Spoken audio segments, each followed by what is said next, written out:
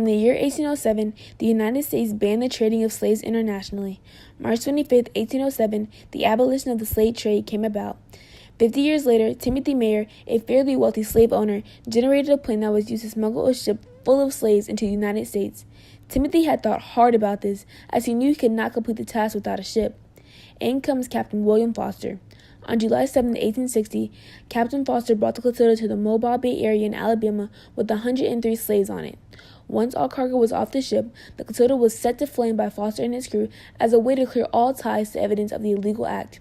In the spring of 1860, the Clotilda was loaded with 125 barrels of water, 25 casks of rice, 35 casks of beef, 40 pounds of pork, 3 barrels of sugar, 25 barrels of flour, 4 barrels of bread, 4 barrels of molasses, 80 casks of rum, 25 casks of dry goods and sundries, and $9,000 in gold, today $185,000, intended for the purchase of 125 Africans.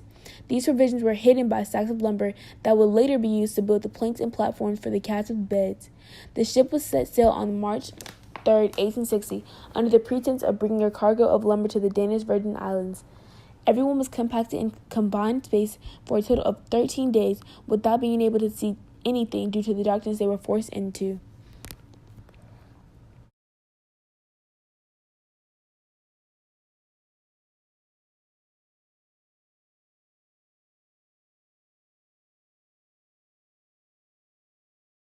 William Foster. William Z. Foster was born February 2, 1881, and became a labor organizer, though also served as a general secretary for the Communist Party. He founded the Trade Union Educational League. He was a 3-time candidate for presidency, but never won. However, he still had a heart attack in 1956, so he then passed down all his leadership to Joseph Stalin and the suppression of the Hungarian Revolution. In 1945, Foster again became party chairman for the International Communist leadership after Browder didn't hold up to expectations.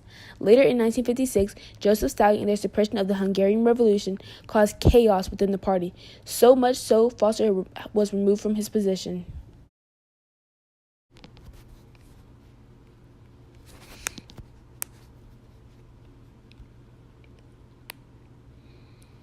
Timothy Mayer was born around 1836 in Whitfield, Maine. Early in his adult years, he took a job on a riverboat and soon became a mate, which is where he gained the skills to be able to build his own steamer. Timothy and his brothers then moved to Mobile, Alabama, where they took advantage of the Southwest economy. His primary enterprise became shipping cargoes from Mobile to Montgomery and vice versa. His business grew and he became very successful. Yet Captain Mayer is most known for the commissioning the Clotilda to travel to West Africa and bring back over 100 slaves, 52 years after it was declared the act of piracy. They sailed for almost 4 months, making a stop to Ouida and losing 10 or so slaves to violent storms.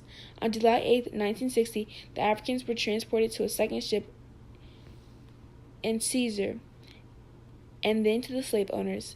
The Clotilda was then set to fire, though recently it said that there are pieces of the ship that someone discovered. The 2 men were finally caught, but got away with it in court.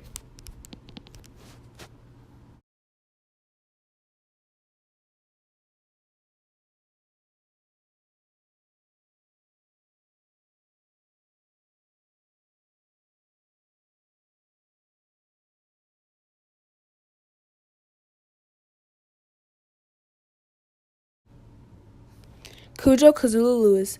Cujo Lewis was the very last one from the Clotilda that remained alive. After being released from being a slave, he and a few others that had been released established Africatown. This is a fantastic outcome for Lewis, as Africatown made itself into the National Register of Historic Places in the year of 2012. He had been a slave at the mill of Mayer's Hammock. Once he was discharged, he was let down to know that he could not return back to Africa, so he went to Mayer to request some land, and thus Africatown was born.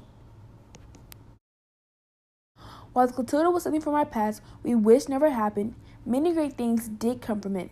One of the best things was that it was the very last slave ship.